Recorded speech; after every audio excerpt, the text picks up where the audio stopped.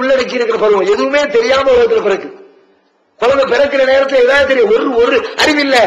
அல்லாஹ் அப்படித்தான் சொல்லி காட்டுறான்.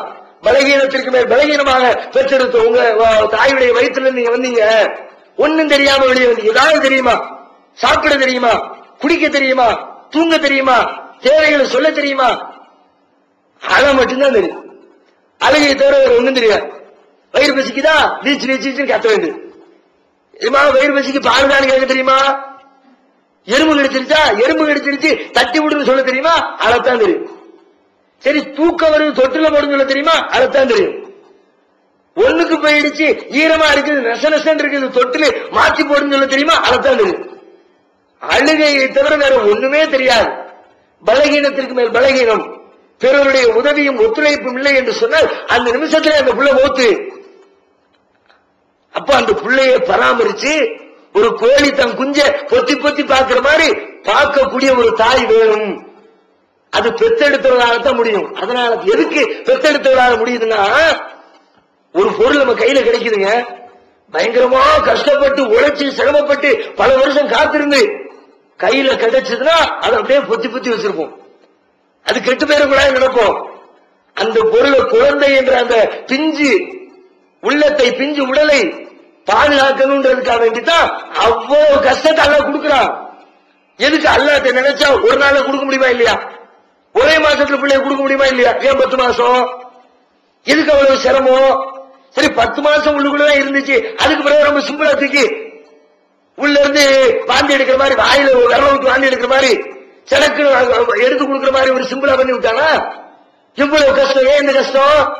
பயங்கர கஷ்டத்துக்கு பிறகு கிடைக்கும் போது அப்படியே கிடைப்பதற்கரிய பொருள் கிடைச்ச மாதிரி சந்தோஷத்துல துள்ளி குதிப்பான். எப்போதுமே அல்லாஹ் இப்படிதான் செய்வாங்க. சொர்க்கத்துக்கு அனுப்பும்போது கூட சொர்க்கத்துக்கு போறதுக்கு முன்னாடி நரகத்தை கடந்துதான் சொர்க்கத்துக்கு விடுவாங்க. சடக்கு சொர்க்கத்துக்கு கையில கொடுத்துட்டா அவன் சொர்க்கத்தினுடைய வெயிட் தெரியாது. அதனால எல்லாரும் நரகத்தை தாண்டிதான் சொர்க்கம். நரகத்துக்கு மேல ஒரு பாலம் குறைஞ்சபட்சம் நரகத்துடைய வெப்பமாகும். நரகத்துக்கு உள்ள கிடைக்கலாட்டி பிரச்சனை இல்லை, கடந்து போகிற பொழுது ஏற்படக்கூடிய அந்த வெப்பத்தினுடைய ஜுவாலை நம் மீது தாக்குறதுக்கு பிறகுதான் சொர்க்கம். எதுக்கு வச்சிருக்கான்? சொர்க்கத்தினுடைய வேல்யூவேஷன் அப்பதான் புரியும். இப்ப கஷ்டப்படாம கையில 2 லட்சம் ரூபாய் கொடுத்து எதையோ ஆட்டையோ மாட்டையோ விலை கொடுத்து வாங்கிட்டு வந்த மாதிரி வாங்கிட்டு வந்திருக்காங்க. முழுக்க முழுக்க இந்த பெண்ணால் பராமரிப்பாள் என்று உத்தரவாதம் கொடுக்க முடியுமா? புள்ள நோய் நோயின்னு வச்சுக்குவோம். ஒரே எப்ப பார்த்தா எரிச்சல் பட்டு என்னடா பிள்ளை இது தேவையில்லைன்னு ஈஸியா முடிவு எடுத்துருவோம். காரணம் இவ பெத்தெடுக்கல, இவ கஷ்டப்படல, இவ உழைப்ப சிந்தல.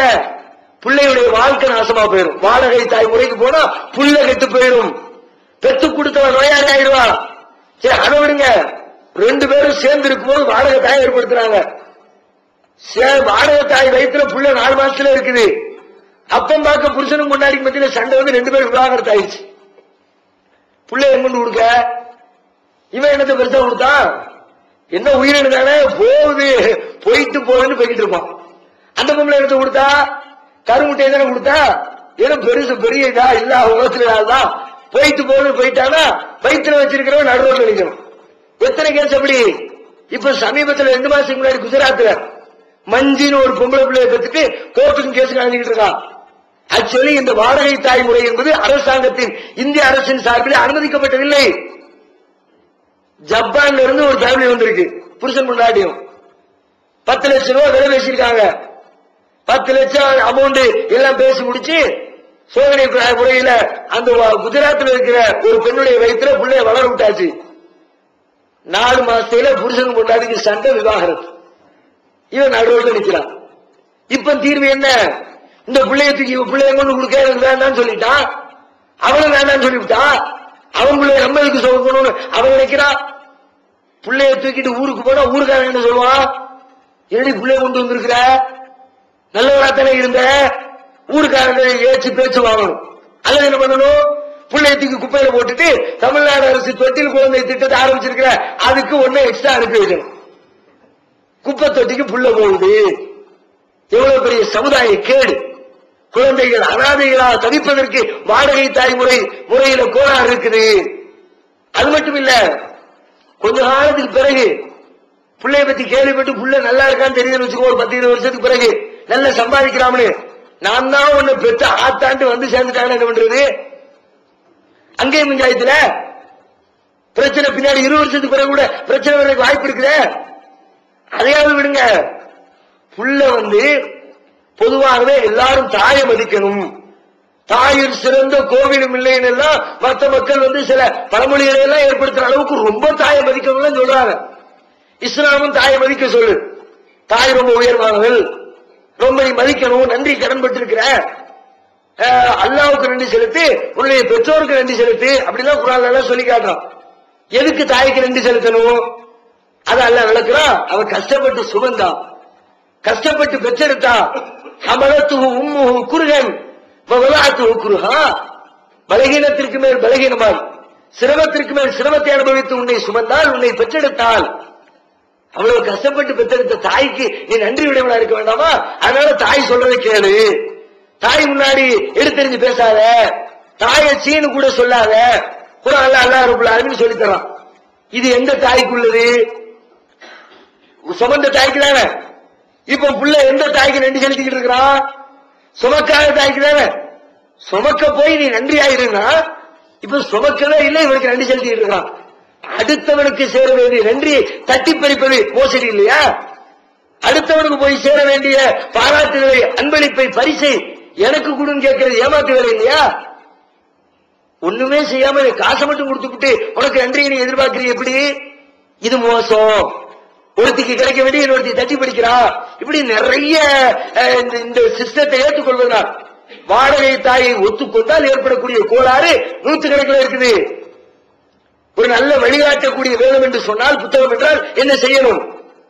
இதை தடுக்கணும். செய்யாத, மனித குலத்துக்கு கேடு, இது நீ இந்த பக்கம் போவாத சொல்லணுமா இல்லையா?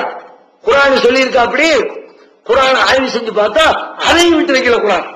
ஒரு மேட்டரை சொல்லிவிட்டு அந்த மேட்டர்ல எத்தனை கிளைகள் வருகிறதோ அத்தனை கிளைகளிலும் ஏற்படக்கூடிய அத்தனை பிரச்சனைக்கும் தீர்வு, அதுவும் எதுல? மேல சொன்ன அதே வசனத்தில் தீர்வு. அந்த ஒரே வார்த்தை, வேற எங்கேயும் போகாது. நிசாவுக்கும் ஹர்சுல்லக்கும், உங்கள் மனைவியர் உங்கள் விளைநிலங்கள், பருத்துவ ஹர்சக்கும் அன்னாசேத்தும், உங்கள் விளைநிலத்தில் விரும்பியவாறு வாருங்கள், அடுத்தவன் விளைநிலத்தை பயிர் செஞ்சிடாத. எவ்வளவு அற்புதமான வசனம்! ஒரு வசனம் தான், ஒரு இலக்கியம் சொல்லுதான். அது உள்ளுக்குள்ள வாடகை தாக்கி போகாதுங்கிறது அதுக்குள்ளதான் இருக்குது. அடுத்த ஓ விந்தனுவை கொண்டு போய் அடுத்த இதுல வைக்காது, அதுவும் அதுக்குள்ளதான் இருக்குது. ஓ மனைவி விந்தனுவை, உன்னுடைய விந்தனுவையும் ஓ மனைவியுடைய கருமுட்டையும் சேர்த்து நீ வந்து சோதனை குழாய் செஞ்சுக்கலாம், அதுவும் அதுக்குள்ளதான் இருக்குது. ஒரே ஒரு வசனம், ஒரே ஒரு வார்த்தை ஒரு பிரச்சனை சம்பந்தப்பட்ட அத்தனை தெளிவுகளையும் தருகிறது. படைச்ச ரப்புல் ஆலமீனை தவிர வேற யாரால சொல்ல முடியும்?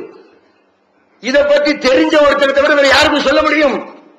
எல்லா பிரச்சனைகளையும் உள்ளடக்கிய ரத்தின சுருக்கமான வார்த்தைகளை கொண்டு அடிப்படை விதிகளை தான் சொல்றான். இன்னும் இந்த வசனத்தை வச்சுக்கிட்டு இன்னும் பிற்காலத்தில் ஏதாவது என்னத்தையாவது கண்டுபிடிப்பான். எதை கண்டுபிடிச்சாலும் சரி எல்லாத்துக்கும் தீரும். நீ என்னத்தை கொண்டு வந்தாலும் சரி எல்லாத்துக்கும் இதுல பதில் இருக்கிறது.